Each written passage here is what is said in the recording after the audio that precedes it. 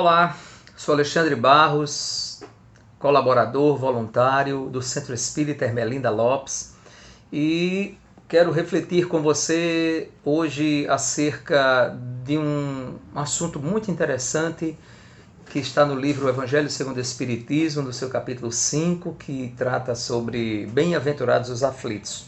O item 25, a melancolia, e acrescentamos, quando uma profunda tristeza nos abate de vez em quando.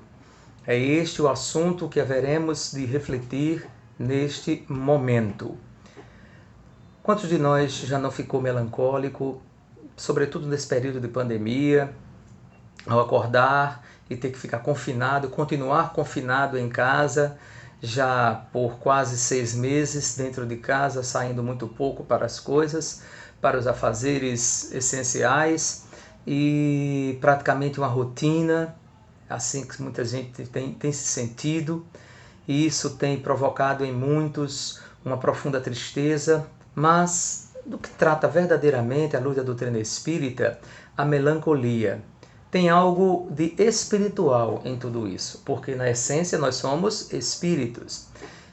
Fomos buscar no ditado do espírito François, na cidade de Genebra, na Suíça. Foi ele quem ditou a mensagem e que compõe exatamente o livro Evangelho segundo o Espiritismo, no seu capítulo 5, item 25, sobre melancolia, como as pessoas ficam melancólicas. Por que ficam melancólicas? Mas vamos mais além. Quais as consequências dessa melancolia? Há solução? E se há, o que fazer? É bom que nós pensemos nisso, porque realmente é algo que pode ter uma repercussão, uma consequência, ou melhor, várias consequências de ordem psicoemocional, de ordem física ou fisiológica, de ordem existencial e de ordem espiritual. É bom que nós pensemos sobre tudo isso. Mas antes de caminharmos ou de refletirmos mais sobre isso, vem a pergunta: mas nós somos cristãos, somos os trabalhadores da última hora, como Jesus Cristo nos denominou, somos espíritas, não deveríamos estar isentos, protegidos pelos espíritos superiores contra a melancolia, contra a tristeza, contra o abatimento, enfim? Ou é justamente o contrário? O fato de sermos cristãos, sermos espíritas, sermos os trabalhadores da última hora, deveríamos estar devidamente preparados para tudo isso. É bom pensarmos, porque muitos hão de pensar assim: ora, eu deveria estar protegido, os espíritos deveriam me ajudar a me proteger, evitar que eu ficasse melancólico, ficasse triste, abatido, sorumbato, ou seja o nome que quisermos dar, quando não é assim.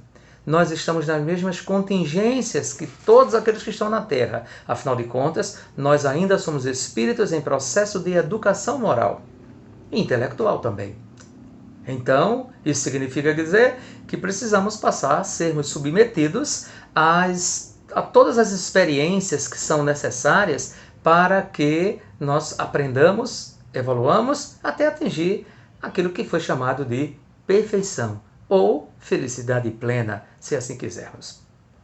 O Espírito François, ele vai falar sobre algo que nos remete à vida espiritual, ou seja, ele coloca algo como que acontece depois que acordamos. Então é algo que acontece no mundo espiritual. Nós vamos para o mundo espiritual todos os dias quando dormimos. Isso já se sabe, sobretudo os espíritas. E o que acontece lá? O que nos ocorre? O que vivemos, como vivemos, com quem vivemos? Será que é isso que vai provocar essa melancolia ao acordarmos? Porém, antes de caminharmos ou refletirmos sobre este assunto propriamente dito, eu vou fazer uma introdução utilizando um outro livro, o livro mais maravilhoso na minha vida, pelo menos, que abriu as portas da minha consciência e tem me ajudado até hoje. Se chama O Livro dos Espíritos. Nas suas questões 400 e 401, Allan Kardec faz questionamentos aos espíritos superiores acerca dessa ligação do espírito com o corpo, Então, é o capítulo que vai falar sobre a emancipação da alma, sono e sonhos. Então, neste capítulo, ou nessas questões especificamente, Allan Kardec faz duas perguntas que vão ser o substrato, ou seja, serão a base do que haveremos de refletir daí para frente. Vou ler textualmente para você. Na questão 400, Allan Kardec pergunta: o espírito encarnado permanece de boa vontade no corpo físico? Será? Será que a gente fica de boa vontade? Ora, quando estamos acordados, como é o caso de agora, despertos, nós estamos bem, estamos de boa vontade, até gostamos, etc.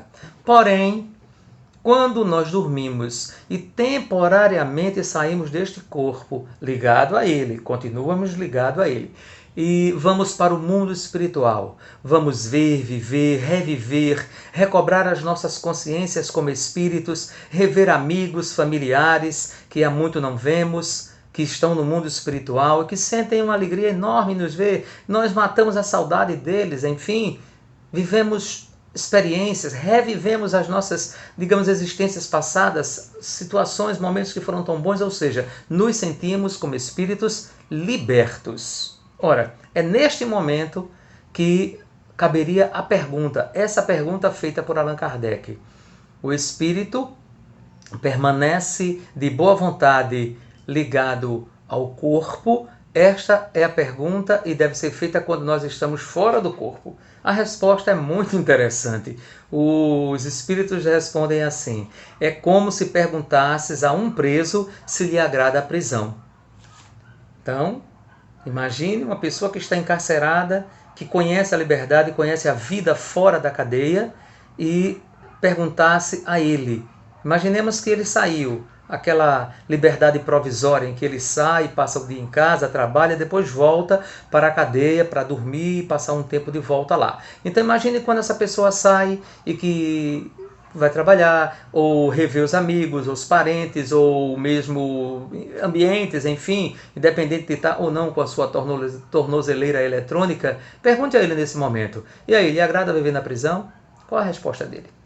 É a mesma coisa. Então foi exatamente isso que os espíritos responderam para Allan Kardec. Mas a resposta segue. Ele diz assim: o espírito encarnado aspira constantemente à sua liberdade e tanto mais deseja se ver livre do seu corpo, quanto mais grosseiro ele é. Então, quanto mais grosseiro é o corpo físico, mais o espírito aspira a se libertar dele, se livrar dele, se desdobrar dele, enfim.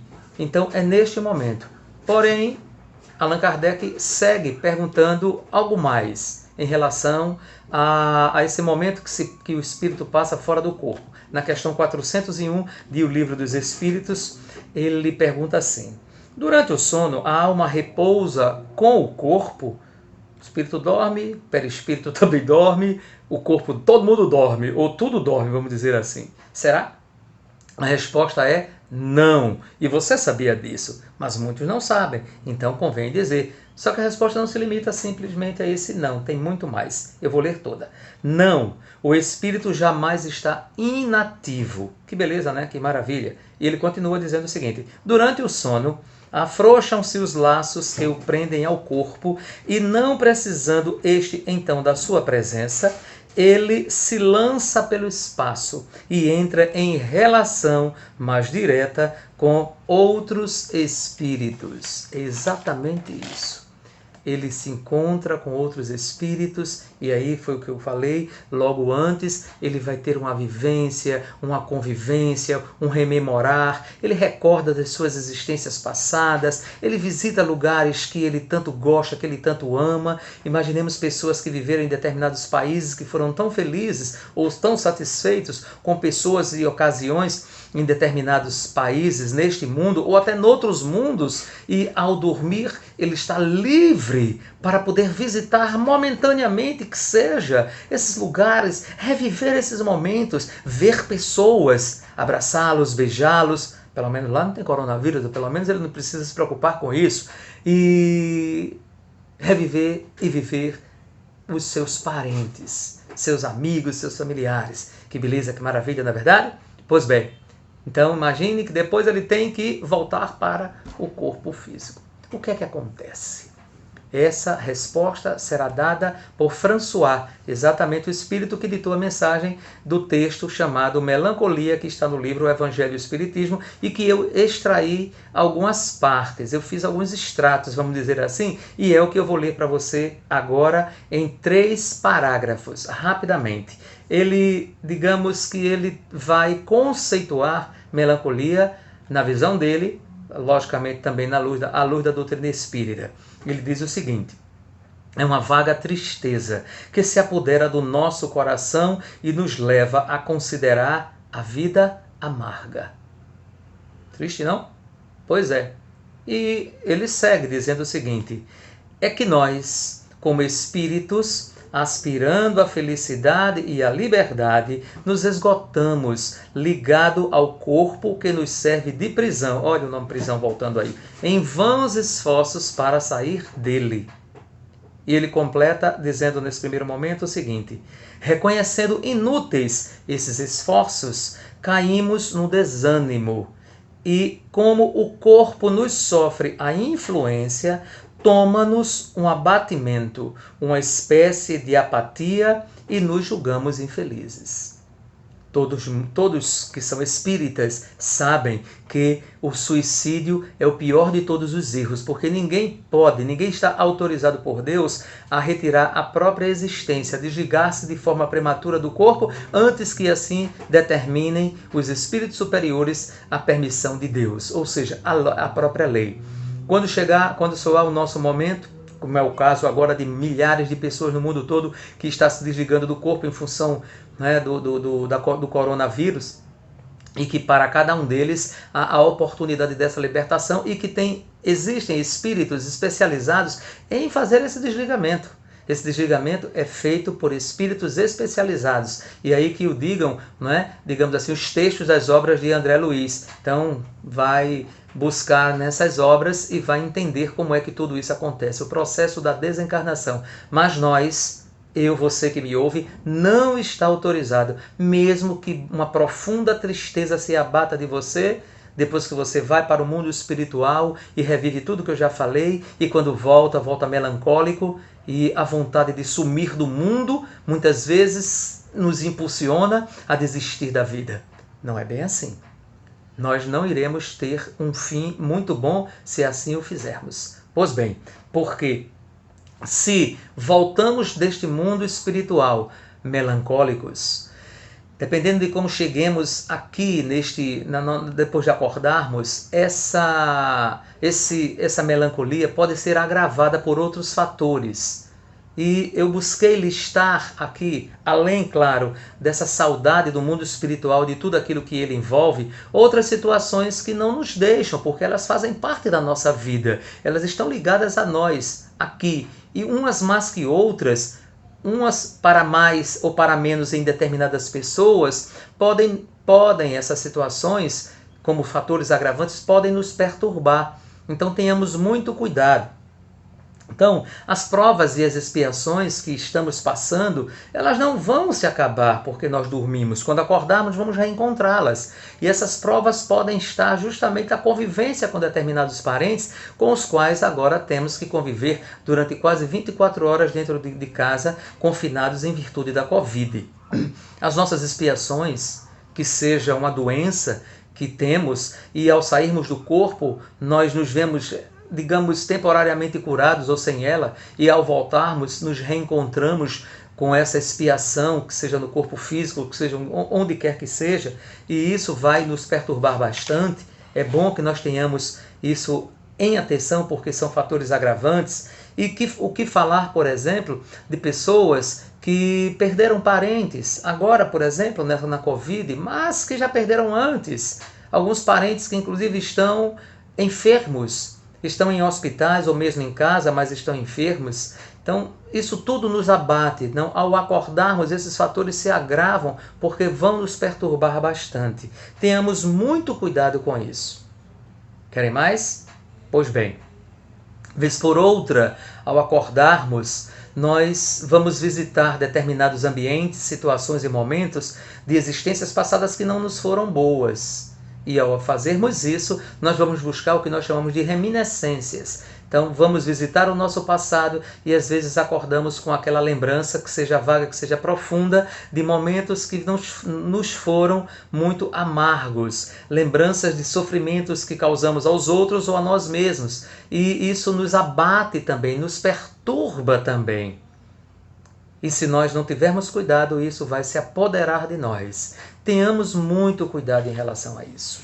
Emmanuel, no livro O Consolador, na questão 240, quando ele vai tratar sobre a dor, ele diz que na Terra ainda nós não poderemos ser plenamente felizes como a maioria da humanidade deseja. Então a felicidade, assim como também disse Jesus, ainda não é deste mundo. Ela se faz nesse mundo, começa nesse mundo. Porque o mundo não são só as pessoas, as relações. O mundo é o que está dentro de nós, como ideias, sentimentos, valores, atitudes, enfim. Então, o que é que preenche esse nosso mundo? O que é que está dentro do nosso mundo? O que é que está dentro do nosso reino? O que é que está dentro desse reino de Deus que está dentro de nós? Dependendo desses valores, nós já estamos sim construindo a nossa felicidade. Diante de todo esse caos que aparentemente nós estamos vendo, colocando caos entre aspas, porque na verdade o coronavírus e todas as suas consequências são momentos pedagógicos de aprendizado moral para a humanidade. Muitos estão aprendendo devidamente, outros não. Outros de forma relativa. Vamos aguardar os desdobrares de tudo isso e isso compete a Jesus. Pois bem, como é que estamos aproveitando esse momento, essa ocasião? Então, existem pessoas que mesmo diante de todo esse caos, está se sentindo bem, está feliz, não está se sentindo bem com o mal que isso está causando aos outros, nem a si, nem aos seus familiares, mas de certa forma está pleno, está tranquilo, está sereno, está equilibrado que seja, ou seja, está utilizando-se daquilo que nós aprendemos na doutrina espírita, utilizando-se muito bem da fé raciocinada para entender esse momento. Esse momento que inclusive foi previsto por Jesus em Mateus capítulo 24, quando vai falar sobre o sermão profético. Então, visite este capítulo do livro do Evangelho de Jesus, em Mateus 24, e vai conhecer um pouco mais sobre o sermão profético, vai entender o que eu estou dizendo, ou seja, Jesus nos preveniu que tudo isso iria acontecer, e muito mais que haverá de vir, há quase 20 séculos. Então, mas há aquele que está pleno, está equilibrado, porque está fazendo algo que Emmanuel recomenda na resposta à questão cuja pergunta eu vou ler para você agora. Foi feita a pergunta para Emmanuel assim: de algum modo é possível se conceber a felicidade na Terra? A resposta de Emmanuel foi em duas partes. A primeira, ele diz assim: se todo espírito tem consigo a noção da felicidade, é sinal que ela existe e espera as almas em alguma parte, em algum lugar, onde quer que ele esteja, seja no mundo físico, seja no mundo espiritual, seja em qualquer mundo, a felicidade é patrimônio dele. Cabe a ele conquistar, porque Deus permite tudo isso. E a resposta segue. Agora, especificamente sobre a Terra, Emmanuel responde assim: tal como sonhada pelo homem no mundo, porém, a felicidade não pode existir, por enquanto, na face da Terra, porque, em sua generalidade, as criaturas humanas se encontram intoxicadas e não sabem contemplar a grandeza das paisagens exteriores que as cercam no planeta. Contudo, importa observar que é no globo terrestre que a criatura edifica as bases da sua aventura real. Ouça mais uma vez. É no planeta Terra que a criatura edifica a base da sua aventura real. Pelo quê? Pelo trabalho e pelo sacrifício, a caminho das mais sublimes aquisições para o mundo divino da sua consciência. Entende? O reino de Deus está onde? Dentro de nós. Onde está inscrita a lei de Deus? Na nossa consciência. Quais são os caminhos buscados para se atingir a plenitude da nossa consciência ou caminhar para a felicidade? Através do trabalho e do sacrifício. O sacrifício porque nessa terra nós não somos desse mundo, estamos no mundo. Então existe muitos valores, muitos prazeres, muitas coisas que a gente realmente vai ter que se deixar para trás. Seria, entre aspas, o sacrifício e o trabalho. o trabalho, a dedicação, não apenas o trabalho material para desfrutar de tudo aquilo que ele promove, não, mas o trabalho no sentido de dedicar-se à edificação moral, à autoedificação moral. E digo a você que só se edifica essa felicidade, só se edifica moralmente trabalhando para o próximo. É em bem do próximo, seja no que for, seja através das atividades espirituais, materiais, filantrópicas de uma forma geral, seja religioso, não religioso, ateu, não importa. Não importa mesmo. Não importa nem que você acredite em Deus, porque Deus acredita em você. Então, é através do trabalho e do sacrifício, em uma existência, porque ela não significa nada. Por mais longa que pareça, por mais grandioso que seja o sacrifício, a dor que estamos vivendo, é muito pouco diante da nossa vida que é imortal. Estamos vivendo 100 anos, 50, 60, 70, 80, 120 talvez, anos dessa nossa existência. Isso não é nada diante da nossa imortalidade. Estamos fadados a sermos felizes, a edificarmos essa felicidade. Mas precisamos fazer muito. Emmanuel fala justamente sobre isso. Daí, eu fiquei pensando, que consequências podem advir aqueles que não tiverem esta consciência de que está passando na Terra por experiências evolutivas e que quando acorda e vem a melancolia, se ele não tiver cuidado, ele pode cair em consequências graves, consequências de ordem psicoemocionais, físicas mesmo, existenciais e espirituais. Eu tentei relatar algumas delas e eu vou ler para você aqui rapidamente como consequências psicoemocionais: o medo, a insegurança, a angústia, o estresse, a ansiedade, a depressão, a baixa estima, a tristeza constante, o desânimo, o choro constante e também a síndrome do pânico. Tudo isso pode acontecer como consequência psicoemocional. Como consequência física: pressão alta, dor de cabeça, diarreias, inchaço nas pernas, má digestão, insônia, anorexia, perda de peso, herpes, urticária, AVC, infarto, enfim. É um sem número de consequências físicas que somatizamos em função dessa nossa melancolia, dessa nossa tristeza, que se nós deixarmos que ela tome corpo no nosso corpo e na nossa alma ao acordarmos, pode levar a isso. E o que dizer das consequências existenciais? O desinteresse pela vida, pelo trabalho, pelo lazer, pelos afazeres domésticos, algo tão simples, pelos colegas de trabalho, pelos vizinhos, pelos familiares, pelos amigos, pelos cuidados com o próprio corpo. Existem algumas pessoas que estão desleixando. Não que nós tenhamos que ser vaidosos, altamente vaidosos, que termina sendo um mal também, porque a gente se apega demais a tudo isso. Mas cuidado com o corpo, no mínimo a higiene pessoal é necessária. E as consequências espirituais, que daria por si só uma outra palestra.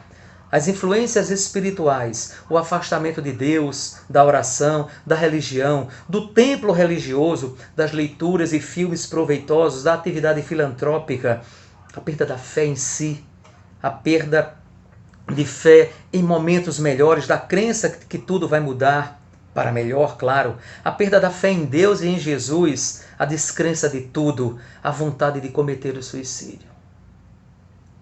A OMS nos alerta ou nos informa que a cada 40 segundos, isso antes da pandemia, a cada 40 segundos uma pessoa se suicida no mundo ou se suicidava no mundo. Imaginemos agora em períodos de pandemia, quantos estão se suicidando? E muitos estão caindo nessa perturbação, nesse desespero, vindo de uma melancolia. Vai para o mundo espiritual e lá tem contato com todas as delícias, as maravilhas que estão prometidas a nós, mas ainda não são nossas verdadeiramente, porque precisamos conquistá-las a partir dessa nossa experiência reencarnatória que estamos vivendo nesse momento. Mas muitos vêm e ficam melancólicos. E a melancolia vai tomando no nosso corpo, a nossa alma, consequentemente fazendo com que essas consequências, elas nos tomem como um todo. Tenhamos muito cuidado com isso. Bem, há que tomar providência ou providências para que isso não nos acometa. Se acordarmos melancólicos, perturbados, com a tristeza, aquela vontade de desaparecer do mundo, não deixe que isso demore muito na sua mente. Isso não lhe fará bem. E não fará bem àqueles que o cercam, porque lhe amam, porque querem o seu bem, querem lhe ver bem. E aí eu na verdade, selecionei aqui entre tantas atividades que podem vir como solução para tudo isso. Eu vou ler rapidamente algumas, outras você vai deduzir por si mesmo. Dedicação ao próximo através da filantropia, foi o que eu coloquei. Dar menos importância à vida material, porque na essência isso para nós não existe, porque um dia vai deixar de existir. Nós somos espíritos imortais. E as nossas conquistas espirituais, como aquilo que nós levamos conosco como espírito, que está na nossa inteligência e na nossa emoção, esse é o nosso patrimônio. As atividades mais úteis, e aí a filantropia ela dá conta de tudo isso, não vamos nos dedicar às amizades e aos parentes que são bons, são pessoas que nós gostamos. Então é algo que nós recomendamos, que eu recomendo a você. Ligue para eles, faça chamada de áudio, de vídeo, seja o que for, e procure fazer com que eles ocupem esse tempo que neste momento está sendo necessário de ser ocupado com boas coisas. Divirta-se mais, por exemplo, divirta sozinho, divirta-se com a família, assista filmes, livros, enfim, agora que a pandemia está diminuindo um pouco, existe possibilidade de sair um pouco, né, e visitar determinados ambientes como praias, praças, parques, enfim. Então procure, como se diz, como meu pai gostava de dizer, espairecer, ou seja, sair um pouco de si e ganhar um pouco o mundo de forma agradável. Beije e abrace pessoas com mais constância. Tudo bem que abraçar agora não é o momento, mas quando isso voltar, procure praticar. O abraço realmente tem um poder curativo, né? Existe até talvez até já existe, se não existe, vai existir uma ciência só para estudar o abraço, porque eu particularmente adoro abraçar e quem me conhece sabe e já prepara o próprio corpo para ganhar o meu abraço. Que coisa boa, que maravilha. Dê mais importância às pessoas que lhe servem. Então existem pessoas, os entregadores que estão aí agora, né, em franca atividade, né, seja os de motos, de bicicleta, a pé, enfim, os entregadores, as pessoas que lhe servem diretamente na sua casa, as pessoas do seu prédio. Então fale com elas, converse, troque ideias, leve para elas um pouco de conforto, de consolo, esqueça-se um pouco de si e leve para elas Jesus. Fale sobre a esperança, fale sobre a alegria, fale sobre a coragem. Fale sobre a esperança. Essas pessoas estão sofrendo como você também. Só que a diferença, talvez, é que ela não conhece Jesus como você conhece. E se você já conhece Jesus também, que tal levar para ela Jesus? Faça isso. Vai ser tão bom para ela e para você.